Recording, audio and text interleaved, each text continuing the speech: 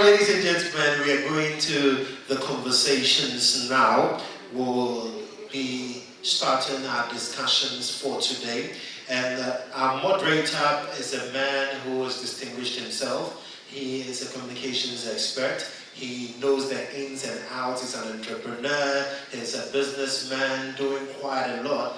But more importantly, he's a proud African. And so, ladies and gentlemen, without further ado, let's welcome our moderator, Ibrahim Mustafa. And of course, Ibrahim Mustafa will be joining us with some others to have the conversation. And let me quickly introduce, yes, Mustafa, welcome, sir. Your microphone. I hope you're doing well. Doing good. And what are your expectations for today? Very high. Very high. Yes. So I thank God I'm not on his panel. But of course, the people who will be joining the panel are people who have really distinguished themselves as well and have a very clear focus on the subject matter. And so to quickly join him, ladies and gentlemen, let's welcome Nana Shre Ajima. Nana Shre Ajima is the Deputy Director, Diaspora Affairs at the Office of the President, and where he leverages over 2 decades of transatlantic experience to strengthen Ghana's engagement with its global citizenry. He's a graduate of both TUS Ireland and Georgetown University, and he combines his European and American academic foundations with extensive professional expertise gained on both sides of the Atlantic. Who better than this man to sit on this panel?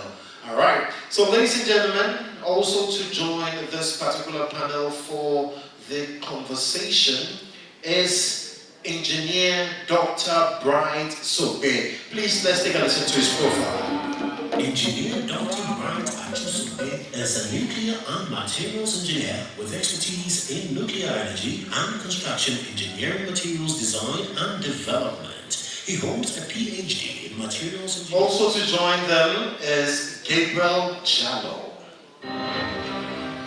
Gabriel Ishmael Jallo is a Sierra Leonean-born humanitarian, community leader, and advocate for social impact whose life journey as a war survivor. And last but definitely not least, Sharon Padiki. Sharon Padiki is a construction and project management specialist, an accomplished artist, and the CEO of Padiki Art Gallery. She holds a BSc in architecture from the Kwame Nkrumah University of Science and Technology and a master's degree in construction and project management from London South Bank University. She's currently pursuing a PhD in museum and heritage studies at the University of Ghana. Professionally, A little quotation before we start. Africa does not lack ideas. We lack bold execution, shared vision, and the courage to think beyond ourselves.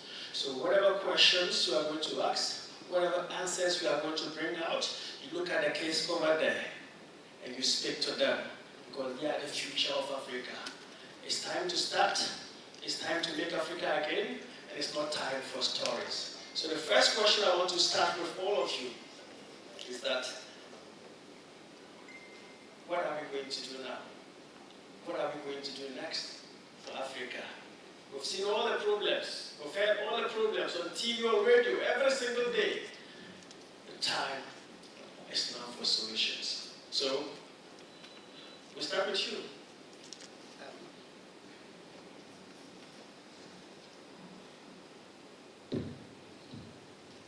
Yes, let me use this moment to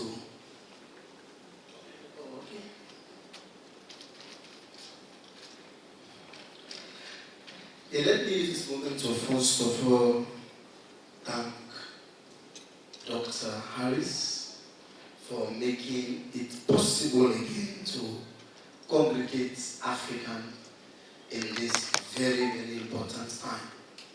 I'm standing on all existing protocol and say hello to you all. The question is very timely.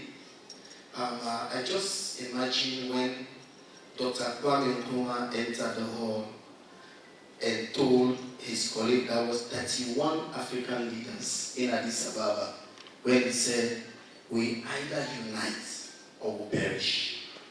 Then I try to reflect that to when Okuchatu Ablakwa announced that President John Mahama will be tabling Resolution 2026. Resolution 2026 is a belated resolution that will have already been established long time. That's suffered for 400 years. We work without pay. We were enslaved. And we suffer all these setbacks. And today, from Ghana again, where the voice of Kwame Nkrumah was heard, where neo-colonialists decided to topple him, but the voice of Africa will never die. In 1977, Peter Tosh said something that I always say to African brothers. He said, it doesn't matter where you come from, as long as you are a black man, you are African. So it's you are a black man. So just imagine, even when our own was elected in the highest office of United States, you were still tying the African tag on him. So the question is, we have to talk to that generation. We have procrastinated for so long. We have delayed the vision for so long. I was imagining if Dr. Harris was in that hall when Kwame Nkrumah's eyes were red. He said, we either unite or we perish. He was looking at his colleagues. He told them that more than 51% of global resources was deliberately deposited in Africa. So we have no reason for poverty. We have human resources. We have natural resources. We are the only race that we don't need to bleach to look good. We are natural. Even if an Africa failed to cream, he's natural. So we have a responsibility as African to join the lamentation of Dr. Harris. I have a documentary, that's my movie that will be coming out. Whenever you see through Dr. Harris, you see a doctor of this continent that is desperate for Africa to regain its glory. So we have to join Dr. Harris. We have to support the vision because the time is now. Just imagine the United States of America will try to deny the resolution this month. When we, our fathers worked for them for what they are benefiting today. Just to give us back a bit of what you have taken for us. Israel, Argentina, and United States said no. Then some country decided to leave. I agree with my brother. We have recorded those countries. I marked their companies in this continent. I was telling a friend of mine the other day. I said, when Donald Trump was talking about make Africa great again, then he engaged in the most audacious tariff in the world. I said, why can't we expel them from this continent to their bases? Why do we need American military bases in Africa? Hallelujah. What interest do their bases serve us? If we are not driving them from that big base in Djibouti, we should make them pay 100% tariff for this continent. We have suffered so long. But let me leave you with this again. There you go. Peter just said, it doesn't matter where you are home. It doesn't matter where you come from. As long as you carry this color, you are African. Thank you very much. Thank you very much. Amen.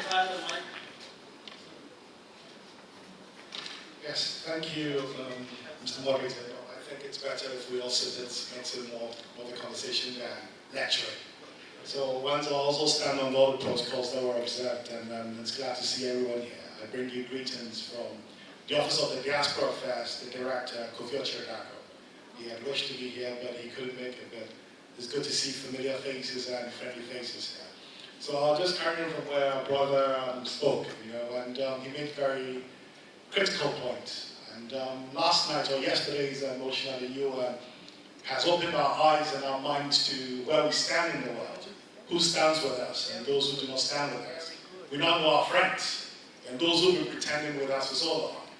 They've been coming here for all these decades, centuries, exploited us, exploited our human capital, the labor. You go to the West, their cities are beautiful, and we see evidence of how our own ancestors helped put all this together. Yeah. But when it comes for accountability, they now tell us no, they are abstaining. They're abstaining. To abstain is no different from those who are actually being more confident to say they don't stand with us. Ah. Yes, you can pretend and hide, but we know what you're thinking. So now we also need to then realize that this is the time for us. This is the time for Africa to what? To mobilize, to stand. There's nothing that will lack on this continent. We've got the human capital. We've got the resources. We've got people like Dr. Angela, who's done a marvelous job, putting this together, and as the young one said, we're proud to be black. We're black and proud.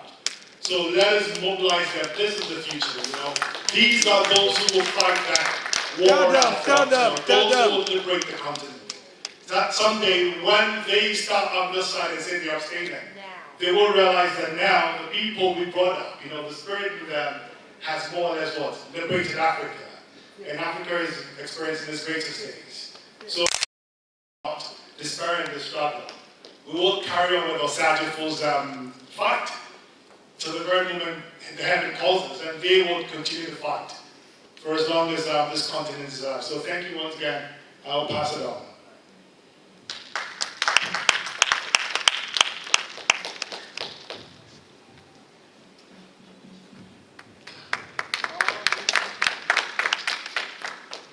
Yeah, thank you, the Kingdom for Humanity. I've had some package. I've packaged my message, establishing the reason Africa we are as it is, and how we can get out. What the Kingdom has started, and some of us also have started, and we are on the same pathway into making Africa again. If, with your permission, shall I, deliver this short message? Unpack it. Well, so our queens and kings, Yes. ladies and gentlemen, the media, Yes. it is my honor to be here before you to speak on this August occasion. That's the launch of Emerge Us conference on the theme, Africa must be great again. The idea of emerging true-spirited Africa emancipation kings and queens across the globe is built of design and divine. Ladies and gentlemen, indeed, Africa must be great again as a continent of first human civilization in history. Africa has come by far the first continent to have witnessed global civilization, first in history of human race. The spirit of Pan-Africanism, African unity, and scientific renaissance must be the hallmark, if indeed we want accelerated development and industrial growth. To catapult the continent to the level of its peers. Africa still struggles in the quest for scientific and technological revolution, for industrialization, self-defense, and poverty eradication. These are necessary for economic stability, devoid of social vices among the youth. Ladies and gentlemen, the theme chosen for today's meeting, Africa must be great again, is therefore appropriate. For Africa to be great again, ladies and gentlemen, industrialization is the foundation upon which the world is established. A roadmap for the continental domesticated industrialization agenda is of paramount importance. As a popular proverb puts it, fish than to be given fish, unquote. My brothers and sisters, Africa has been taken for granted for far too long. The continent has been modeled to be at the consuming end, such that the imperialists can keep their industries running at the expense of African natural resources and human capital. Current crops of leaders across the continent are either imposed on us or just in for their scope. And as a means of monitoring and evaluation, has instituted the Industrial Revolution Award system to drive home the need for value chain addition in terms of Africa's natural resources exploration, laying more emphasis on peace, state-led industrial initiatives, and prudent financial and fiscal management. The African Development Orders of Award are structured to reflect Africa's strategic development priorities. The Order of the Sun honors transformational political leaders, and then the Order of Star endorses sectorial excellence. We have the Order of the Flying Star, that's care of aerospace or space industry. The 2025 Industrialization Leaders Award was, saw the likes of Ibrahim Traore of Burkina Faso, John Mahama of Ghana, and the former Vice President of Ghana, Dr. Bawumia, occupy the Order of the Sun category. Others such as Dangote of Nigeria, Dr. Quadrango of Burkina Faso, Finance Minister of Ghana, Ethiopia Airlines occupy orders of the Moon, the Star, and Flying Star respectively. In all, 15 African entities and personalities were honored. In conclusion, for Africa to be great again, ladies and gentlemen, the following missing links must be addressed. Development is, first of all, mindset change. There must be policy review that will encourage state-led industrial initiatives, as being exhibited by Burkina Faso. Okay. The state holds majority shares in businesses surrounding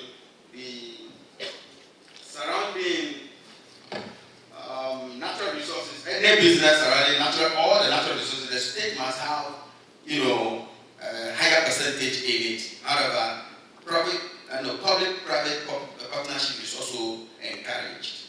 And this policy could be a guideline to be presented to AU. At least the kingdom can do this presentation, and so that we can force AU, instead of moving with this 2063 mantra, we'll say development of Africa now against all odds. Kings, ladies and gentlemen, the time for Africans to emerge is now. I therefore use this opportunity to call on all the country to avail themselves for the participation in the Emerge as Conference come June 2026. This is the moment, this is the movement that seeks to make a significant impact on the future of Africa, making Africa again. May peace be restored to the Middle East to avert any future economic meltdown. Thank you. Thank you very much. This is a full press conference. So thank you very much. And hear from you and move to the next question. I don't know if I'll put it like fortunately or unfortunately. I didn't prepare for a panel discussion because of how I saw the program. I saw speeches. Sure. So I have, a short thing here to just present.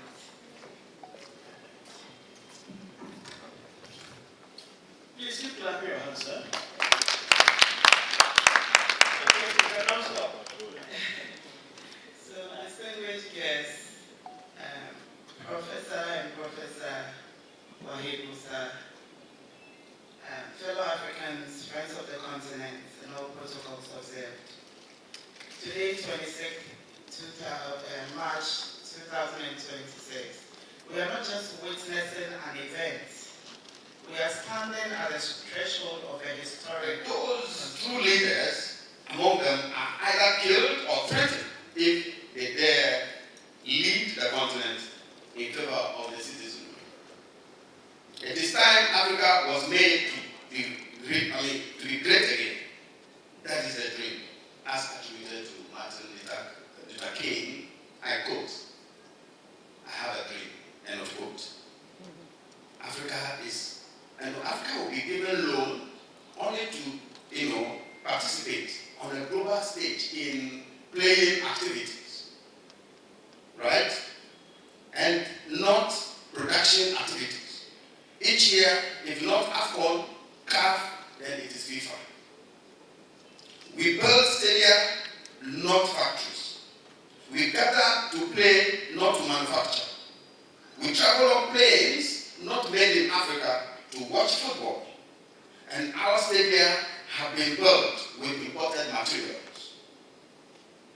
We watch football on phones, sets, via satellite, all of which are manufactured not in Africa.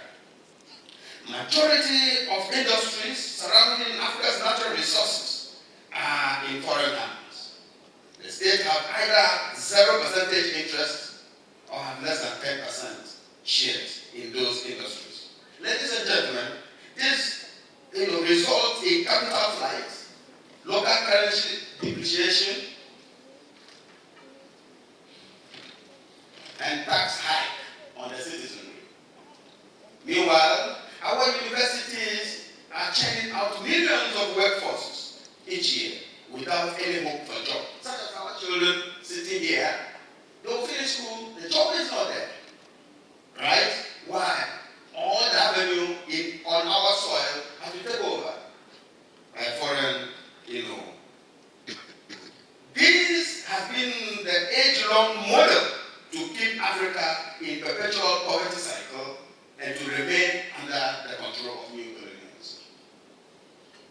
In order to change this status quo, an organization has been birthed. The organization I lead, the Africa Global Council, which shares the same views and aspirations as this people. In fact, the two are on the same pathway for making Africa great again. Ladies and gentlemen, the ADC, a conglomerate of industrialization advocacy organization, a consortium of experts across the globe, is a non-profit organization established to promote the application of science and technology for accelerated industrial development. The African Global Council works with a variety of stakeholders, including African and overseas governments, businesses, civil society organizations, and international partners. ADC is a trans-Africa kingdom aimed at restoring Africa to her former glory of self-sufficient continent in terms of socio-economic and scientific civilization on the globe. The ADC has instituted an industrialization continental leadership ratings and awards, which spans across Africa. The ADC is a political organization that is pushing Venezuela Kingdom under the Pan-African Diplomatic Commission. We are declaring to the world that Africa's intellect and leadership are ready to take their rightful global position. Many ask what it takes to become a Guinness World Record holder. It requires more than just a goal. It requires a relentless discipline and a vision that refuses to blink. This is the same spirit I see in the Emerge as Global movement. When we strive for excellence, we aren't just breaking records, we are breaking the glass ceilings that have historically limited our continent's potential. In my own career, specifically through eco arts, I have learned that beauty and progress can be built from what others cast away. This is the essence of making Africa great again now. We do not need to look outside for our value. We have the resources, the talents, and the creativity right here with us. By blending our cultural heritage, with sustainable innovation, we contribute to a world that respects Africa not just for its history, but for its future-facing solutions. The unveiling of the Pan-African Diplomatic Commission is a call to action. It's an invitation to every creative, every intellectual, and every leader to align their testimony and inspiration with the progress of our people. Through institutions like the Blackwood Worldwide Institute of Change, we are providing a roadmap for the next generation to follow. We stand today as a crossroad of history. Just yesterday at the United Nations, we witnessed a monumental victory, a reset of the African narrative. President John Dramani Mahama stood before the world and secured a resolution declaring the transatlantic slave trade as the gravest crime against humanity. We are living in the year of reset, which was observed as His Excellency John Dramani Mahama delivered a victory for every African soul, past, present, and future, by demanding reparatory justice at the United Nations. He spoke of the chains of the past. Today, I want to speak to you about the strength of the spirit that breaks those chains. But as an artist, I know that legal resolutions are only the beginning. True liberation happens in the mind, and true restoration happens through the hands. My life's work is dedicated to a philosophy I call eco art. I do not just paint, I listen to the earth. When I set a Guinness World Record using the very leaves of our land to create art, it wasn't just about a title, it was a statement. Africa already possesses everything it needs to be great. In my gallery, you will see paintings of figures bound in gold-tone chains. These represent the golden illusions that have kept us enslaved to external validation and unsustainable practices. By looking closer at my works, you will see that these figures are looking upward. They are resilient. They are made of soil and flora of Ghana. When you look at my paintings, you don't just see struggle. You see the muscle. You see the spirit. You see the fact that we are finally unshackled. Together with the help of every hand that believes in justice, we are not just dreaming of greatness, we are creating it, stroke by stroke, leaf by leaf. Making Africa great again now is not a slogan for the future. It's a mandate for today. Through art, I'm documenting our struggle strength, ensuring that the decade of reparation is not just a political term, but visually reality that restores our dignity. Through ecology, by using sustainable materials like the fugu, leaf print, and other natural materials, I'm proving that African greatness must be green.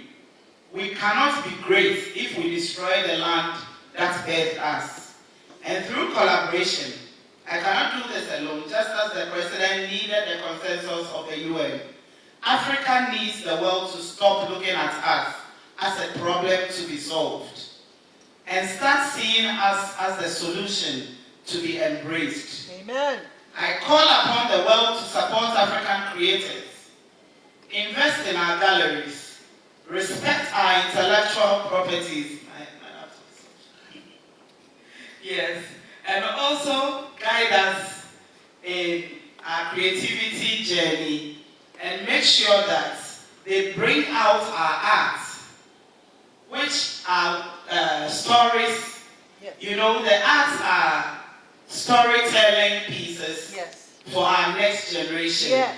And that is one of the main reasons why, as an architect and a heritage painter, I tell my stories through my art on slavery, on our heritage, on our culture and sustainability to pass on the message to the future generations. Thank you very much. Thank you very much. We are happy that we got to the speeches, so we'll get back to the panel this time, the control is 1 minute to answer this. And this is the question. Last 2 years, a young man from Tamale decided to travel to Spain, to Libya. And there were about 30 young people. This young guy just lost his life trying to create something better for himself. And among the 30 people, 3 of them were able to get to Spain, and some of them in Italy. So whilst we were trying to figure out what to do for the funeral of this guy, I accidentally asked one of them, so what are you doing now in Italy? And one of the guys told me that they are working in a tomato farm. So it sent some shockwaves into my memory. Where will you leave Ghana and go and work in a tomato farm in Italy? So the question there is, we are all trying from government, from civil service societies to make Africa great. But we are not tackling that. Because getting a visa or member of parliament, you see them proudly telling us, we are sending 200 people to go and work abroad, and they are proud about that. We cannot solve this situation with this mindset. You are great people, with your experience, with your vision. How can we stop this loophole? Because if we stop that, Africa will be great instantly. And before you start, I would like to thank the organizers for this event, Dr. Wahid and Dr. Angela. Thank you very much for bringing all these wonderful people. I can see familiar faces. You are great. Let's go back to the question. How can we solve this? I like this question very much because it takes us back to emancipation, mental slavery. You are asking why the young man left all our rich resources in Ghana to go and work on a tomato farm. Maybe because we are still under colonization. We are still having the colonial masters directing us in an indirect form, which we are not aware of. One, our educational system. 2, in terms of our language. 3, our clothing. 4, our food.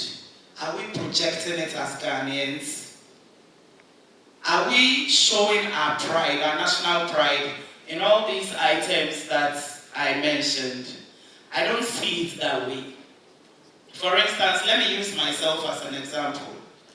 When I won this Guinness World Record, it is the first record in the world. I didn't break a record, I set it. People are breaking records across the world, and their country people are hailing them. Where is Ghana? Ghana has set a record and put the country on the global map. Are we proud of it? How do we show it? How are we celebrating it? How are we supporting it? Nothing. Then I will start thinking, oh, my people are not seeing what I have done. Let me move out. Which is exactly what I'm thinking as I sit here. Because I need the right audience and I need the right source of appreciation for what I have done. There is nobody who does anything in this world and doesn't want to be appreciated. You know? So, first of all, what comes to mind is, oh, am I even breaking the record again here? No. It can't be appreciated. I need to go and do it maybe in the UK. You know, they appreciate art, they appreciate the record, and they will appreciate my creativity. So if you ask that question, one way or the other, that young man is not wrong for going to enslave himself, for going to continue being the slave that our forefathers were. You know, to go and work in a tomato farm, even in our present and current stage. So I feel that it is time we come together with our rich black color, support each other, lift ourselves up, appreciate ourselves, and then appreciate what we have and utilize it well and project it to the world, you will be surprised they will come after us because we made them who they are. And once they see now we know that and we know what we have, they will look for us. Thank you.